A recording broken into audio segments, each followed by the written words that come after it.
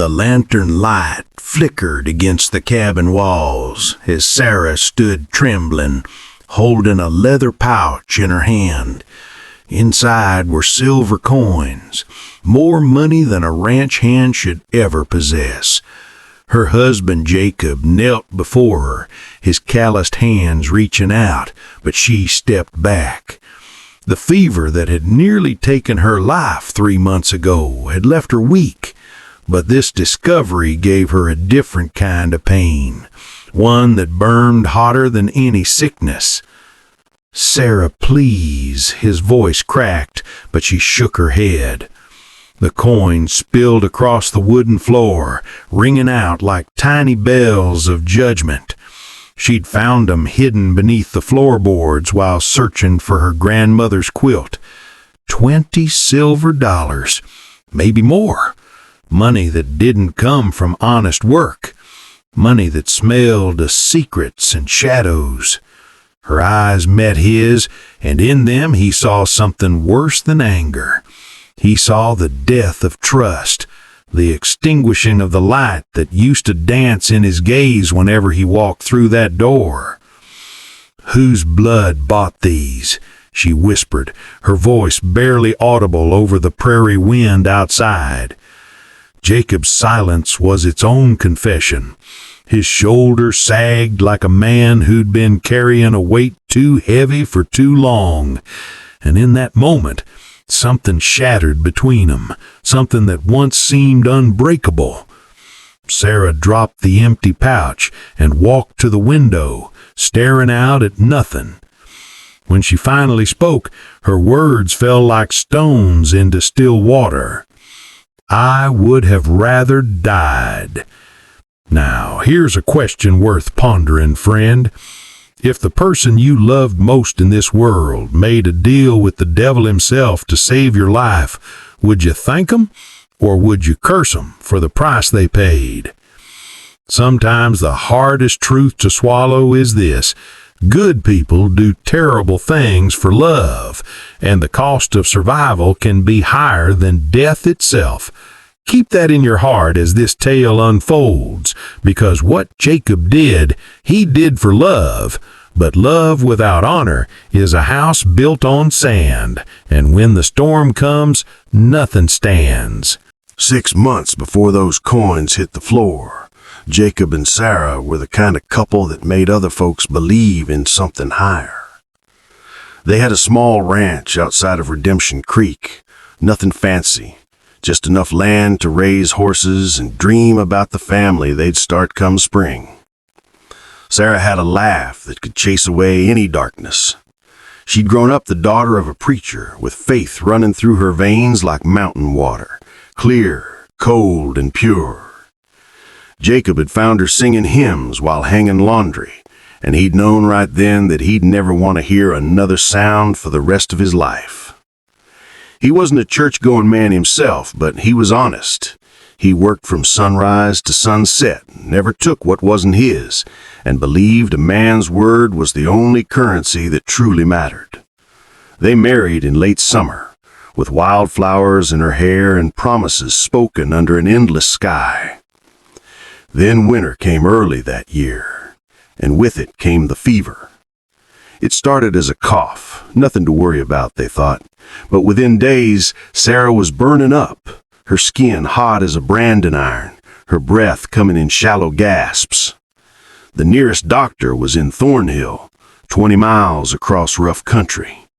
Jacob rode through a blizzard to fetch him, nearly freezing to death himself. The doctor was a thin man with tired eyes who smelled of whiskey and defeat. He examined Sarah and shook his head. "She needs medicine I don't have. There's a specialist passing through Blackwater Station. He's got remedies from back east, things that can break a fever like this. But he doesn't work cheap." "How much?" Jacob asked. 20 silver dollars, maybe more, depending on what she needs. Jacob felt his heart sink into his boots. $20. He didn't have 20 cents to his name. The ranch barely kept him fed, and winter had killed half their horses. He'd have to sell everything they owned and still come up short. "I'll find it," he said, though he had no idea how. The doctor left, and Jacob sat beside Sarah's bed, holding her hand as she drifted in and out of consciousness. She whispered his name once, her lips cracked and dry, and he pressed his forehead against hers. "I won't let you go," he promised, "whatever it takes." That's when the devil came calling. Though he didn't have horns or a tail, he wore a black suit and went by the name of Silas Crow. Silas owned the biggest saloon in Redemption Creek, but everyone knew his real business was in the shadows. He loaned money to desperate men and collected debts with interest that could bury a family. He had connections to rustlers, gamblers, and worse. But he also had silver, plenty of it. Jacob found him in the back room of the saloon, counting coins by candlelight. "I need money," Jacob said, hat in hand. "My wife is dying." Silas looked up, his eyes cold and calculating as a rattlesnake's. "How much?" $20. Silas laughed, not cruelly, but like a man who'd heard that particular desperation 1,000 times before. "I don't give charity, Jacob. What do you have to offer?" "I'll work for you. Any job. I'll pay it back, every cent." "I don't need ranch hands," Silas leaned back in his chair. "But I do need someone with your particular qualities." "What qualities?" "You're honest. People trust you. And you're desperate enough to do what needs doing." Jacob felt something cold crawl up his spine. "What kind of work?" Silas smiled. "There's a payroll coming through Blackwater Station in 3 days. Guard detail will be light. I need someone to help redirect it. Quietly. No killing. Just a simple job. You do that, and I'll give you $30 silver right now. Enough for the medicine and a little extra to get through winter." "That's robbery. That's survival." Silas pushed a small leather pouch across the table. Even from where he stood, Jacob could hear the coins inside. "Your wife has maybe 2 days left. By the time you figure out another way to get that money, she'll be dead. So you can walk out of here with your precious honor intact and watch her die, or you can save her life and carry a secret to your grave. Choose fast." Jacob stared at that pouch like it was a coiled serpent. Everything he'd ever believed about right and wrong was screaming at him to walk away. But then he thought about Sarah's laugh, about the way she hummed while cooking, about the future they'd planned together. He reached out and took the pouch. "I'll do it." The robbery went exactly as Silas planned. Jacob met 3 other men he didn't know, all wearing masks, and they ambushed the payroll wagon on a lonely stretch of road. No shots fired. The guards, outnumbered and outgunned, let it go without a fight. Jacob took his share, hated himself for it, and rode straight to Blackwater Station. The specialist sold him the medicine. Sarah took it that night, and by morning her fever broke. Within 2 weeks she was sitting up in bed, smiling again. Within 2 weeks she was back on her feet, talking about spring and planting flowers and all the things that make a life worth living.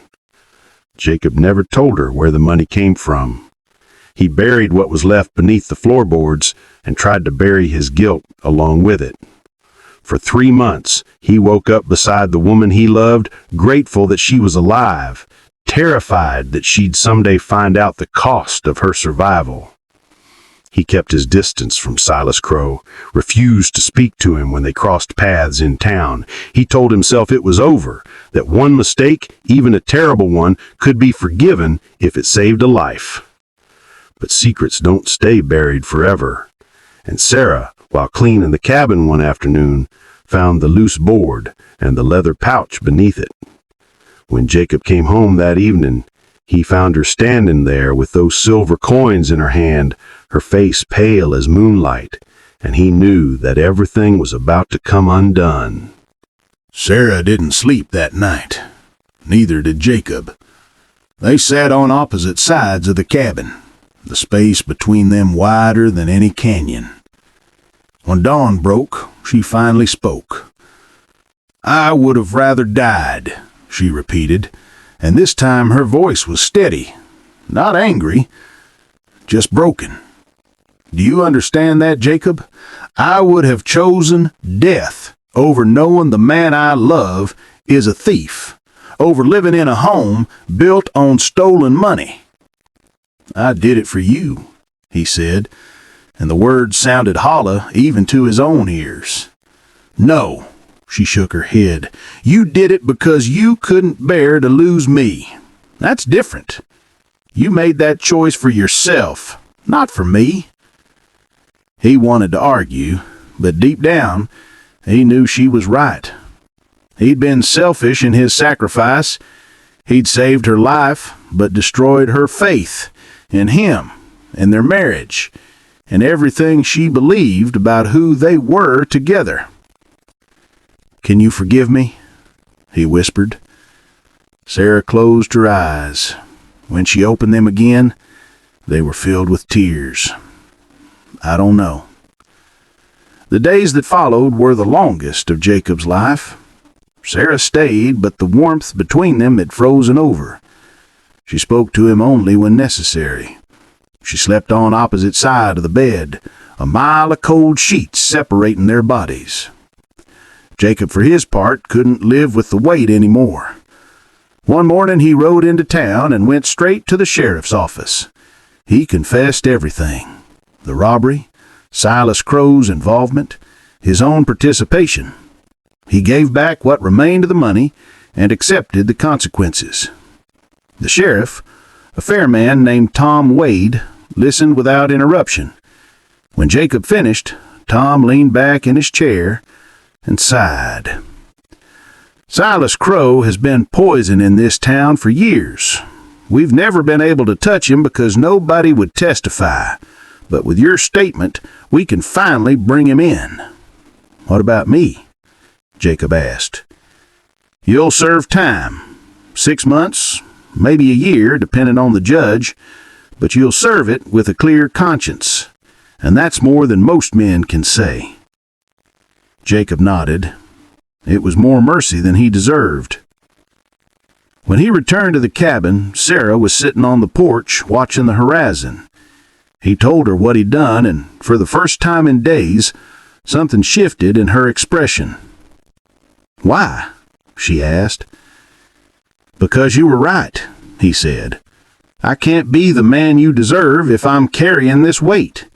I'd rather lose you knowing I did the right thing than live with you by living a lie. Sarah stood and walked toward him. She stopped just close enough that he could feel the warmth of her presence. You broke my heart, Jacob, but you're trying to mend it. That counts for something. He served 8 months. Sarah visited him every week, bringing letters and news from the ranch. They talked about everything, the pain, the betrayal, the slow and difficult work of rebuilding trust. When he was released, she was waiting at the gate.